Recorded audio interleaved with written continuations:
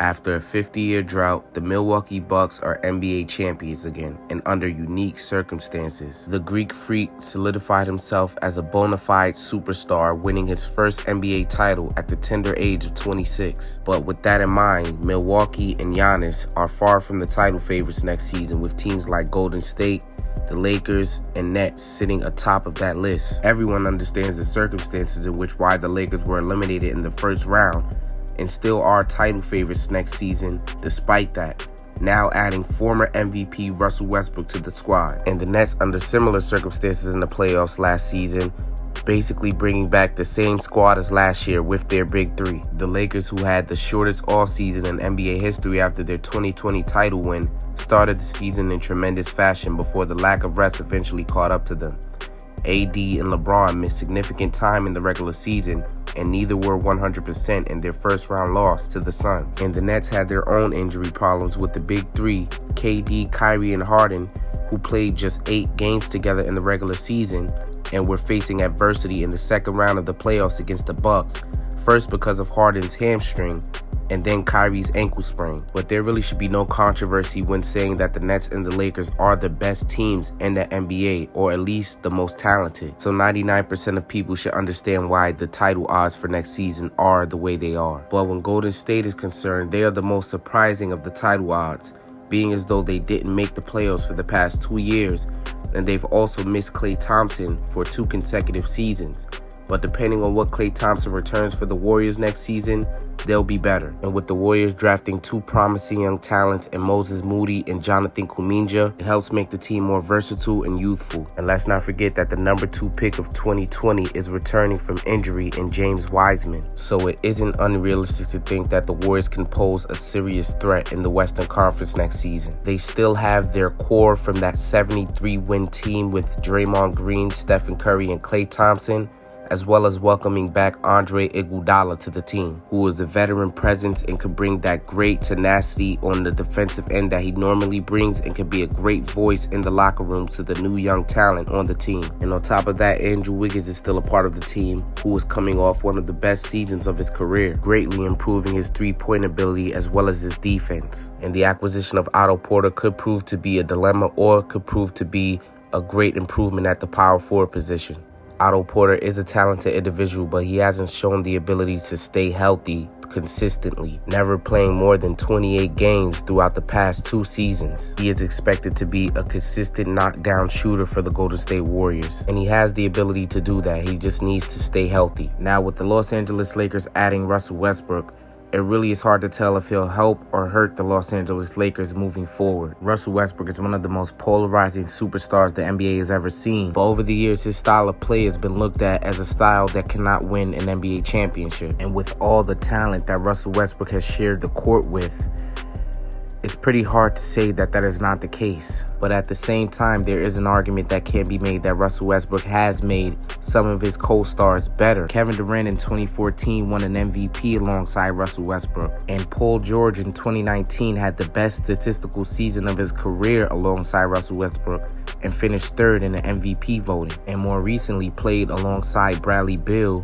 who nearly led the league in points if it wasn't for Steph Curry. But despite all that, even though Russell has made his teammates better, it hasn't amounted to much. And adding Westbrook to a team with LeBron James and Anthony Davis, as well as now Carmelo Anthony, it's hard to gauge what the Los Angeles Lakers will be. We have now seen that Carmelo Anthony has adjusted to playing a smaller role on the court, and I believe because of that, LeBron James has welcomed him with open arms now. And in my opinion, it's going to take a lot of adjusting for Russell Westbrook to be successful with this team. In 5 out of the last 6 seasons, Russell Westbrook has been in the top 10 of usage rate, and he has the highest usage rate of all time in a single season. He doesn't move well off the ball at all, and Russell Westbrook is a terrible shooter. And based off of what the Los Angeles Lakers' weaknesses have been since adding Anthony Davis to the team, Russell Westbrook doesn't make any of those things better. And I'm sorry that I've fallen so far into this Russell Westbrook acquisition, but he significantly impacts the Lakers, whether it be negatively or positively. If not LeBron James, he will be the primary decision maker. And in a crucial situation, I'm not sure if I want the ball in Russell Westbrook's hands. And I get that he's a triple-double machine, but it's always at the expense of his team's success, in my opinion. But other than that, the Lakers have made some pretty good moves in the offseason, acquiring the likes of Dwight Howard, who was a part of the championship team in 2020 during the bubble, Kendrick Nunn, Malik Monk, and Trevor Ariza. Now, Dwight Howard was very important to the Lakers in 2020 when they won the championship, having the low post defense and rebounding responsibilities. And with Kendrick Nunn and Malik Monk, they'll be filling in as backups for Russell Westbrook alongside Taylor Horton-Tucker. And Kendrick Nunn is the best shooter amongst all those guys, but Malik Monk is coming off a great shooting season, shooting 40% from three. But Taylor Horton-Tucker and Russell Westbrook are coming off very bad three-point shooting seasons. And at this point, the Lakers really need three-point shooting. And that aspect of the game is dominated by guards, and the Lakers lack very few guards that have that ability. And last but certainly not least, the acquisition of Trevor Ariza. I really like the acquisition, but I don't really know how much Trevor Ariza still has in the tank. Over the years, he has been known as a great 3-and-D player, and his defense has always been reliable. And last season, he shot 35% from three, so that's a plus. And Carmelo Anthony, who is now 37, is also a great addition for the team coming off the bench. Last season in Portland, he averaged 13.4 points and made 40% of his three-pointers. And I don't know if he'll come off the bench for LA. I mean, he could be inserted into the starting lineup, but I think he'll fit the Lakers better if he comes off the bench, serving as a spark plug. The Lakers do have the talent to win the NBA championship, but that is solely based on this Big Three experiment with Russell Westbrook.